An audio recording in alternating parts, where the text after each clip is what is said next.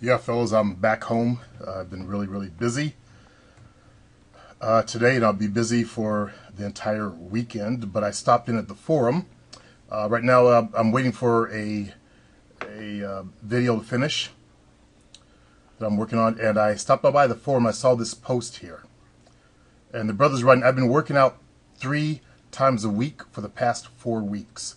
Today, I didn't even feel like going, but I did anyway, and I was shocked at what happened. I did my warm-up weight, finished those sets, and prepared to do my heavy sets. This is where the magic happened. My heavy weights no longer felt heavy. I was able to do 10 reps like it was nothing. Prior to this, I've been doing dumbbell chest presses at 40 pounds, 6 reps, 8 sets. 6 reps, 8 sets. That's too many sets on your bench, by the way. Change it up, hit it from a different angle, hit the inclines. There's no reason to do 8 sets of anything. 3 sets should be enough. 1 if you're doing high intensity." But he goes on, but now I found that I was able to do the same exercise using 50 pounds, the heaviest I've ever lifted. I've been keeping track of my progress with an app, so I know where I started at. I can barely see any changes in my body. At times, I have wondered if these workouts were working.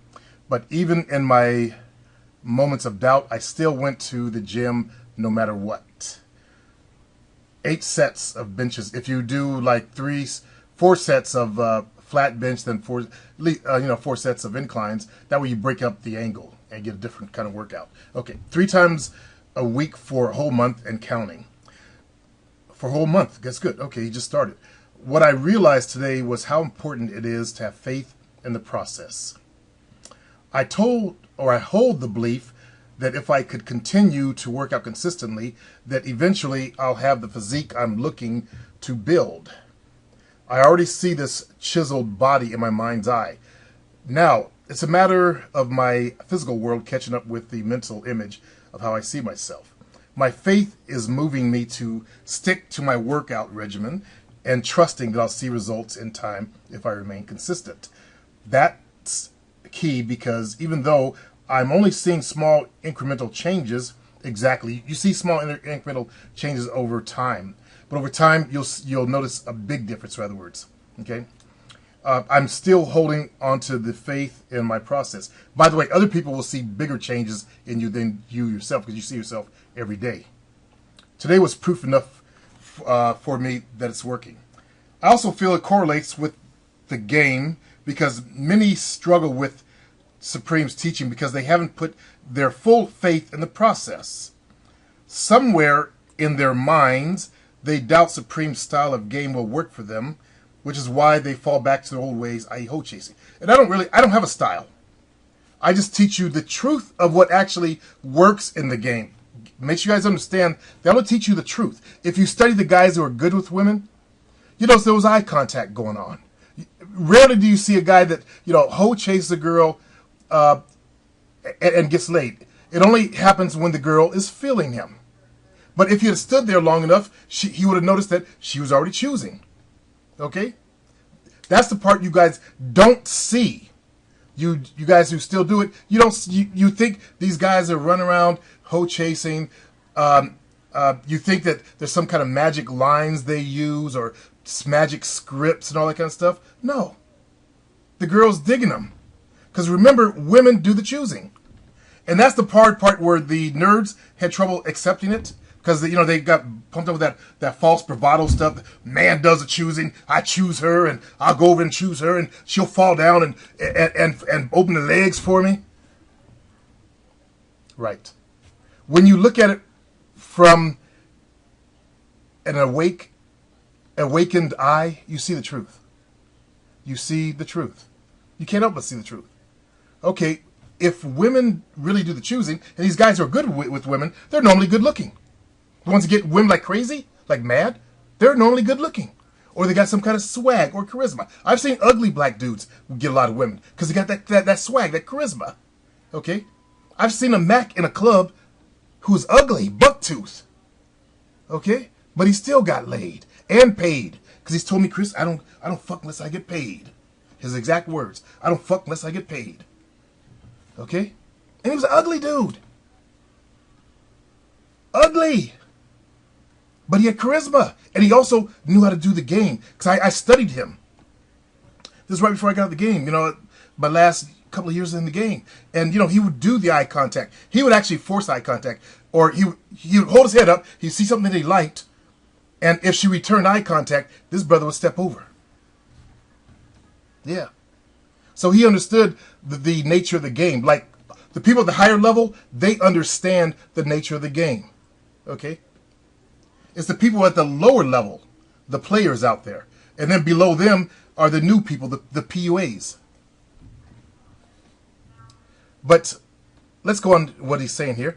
He goes, ask yourself, why do you think Supreme's style of game? See, it's not a style. I just told you guys what actually is going on out there. I don't have a style. I give you the truth of what's going on. I don't tell you you can be 5 feet tall and date 6 foot tall models if you're short, fat, and balding and shy and introverted by just saying some magic words or shit like that. I give you the truth of what really is going on, what really works. So why do I think Supreme's style of game isn't going to work for me? So basically he's asking, why do I think the truth of the game isn't going to work for me? Do you feel like Supreme style, or do you feel like the truth, let's rephrase that. Do you feel like the truth of the game only works for him because he's tall, black, and charismatic? And I wasn't always like that, as I'll show you in just a minute. Understand, I made myself, fellas. Okay? Understand that's a fucking excuse. Supreme changed himself through hard work. If he can do it, anyone can, as I've said before. If I can do it, I was a fucking goober in high school, as I'll show you in just a minute. I know it's probably hard to imagine Supreme as a goober, but he was by his own admission. And by fixing all his bullshit, he was able to change himself. A lot of guys on here have nerdy tendencies and that overblown ego that leads them to believe that they know it all and are so much smarter than everyone else around them. If that sounds like you and you're reading this, I want you to shut the fuck up and listen. Oh, he's getting good here. I hadn't read the whole thing.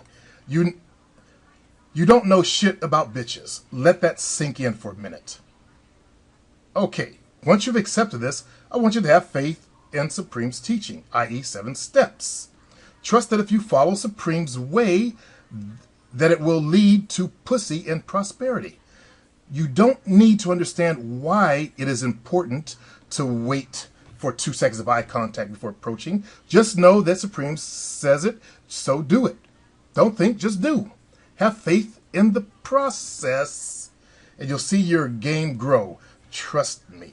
Now let me show you an email, because I actually have to answer email question anyway, and I got to blank out this guy's IP address at the bottom too. I'll remember that.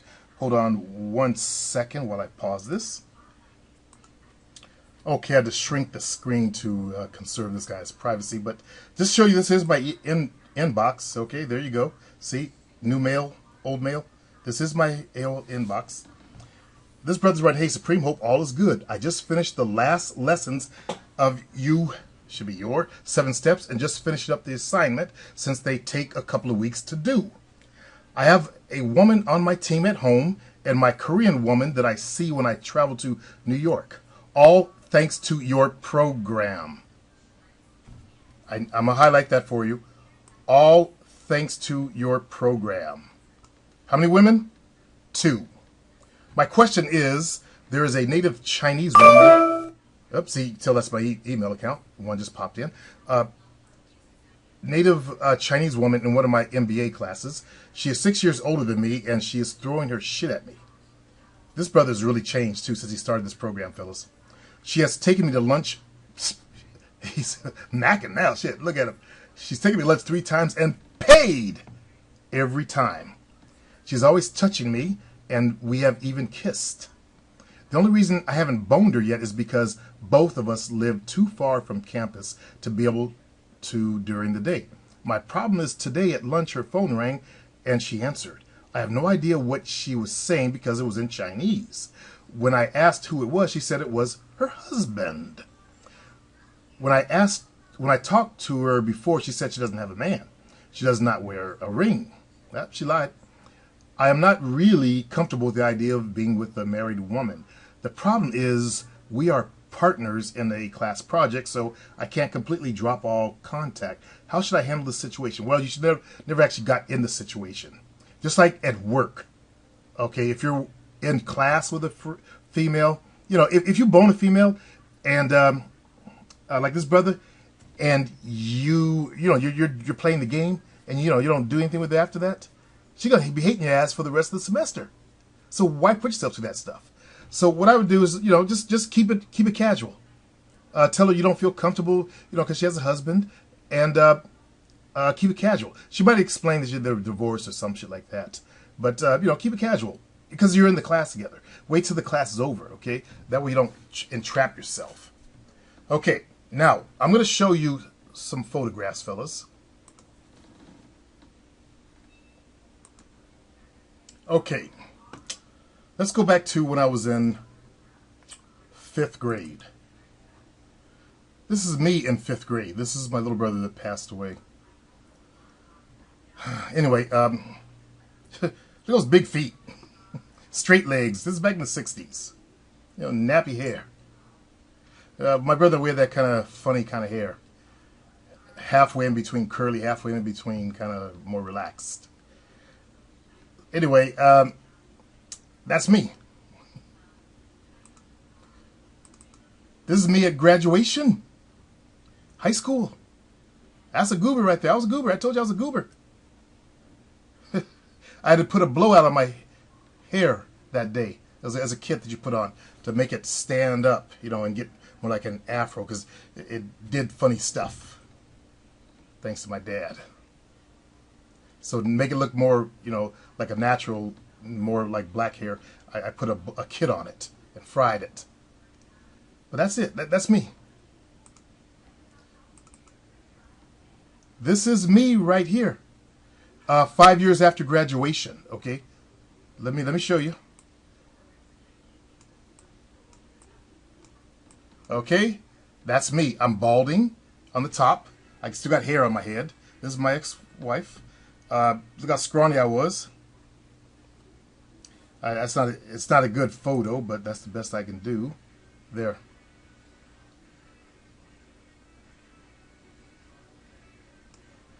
That's me.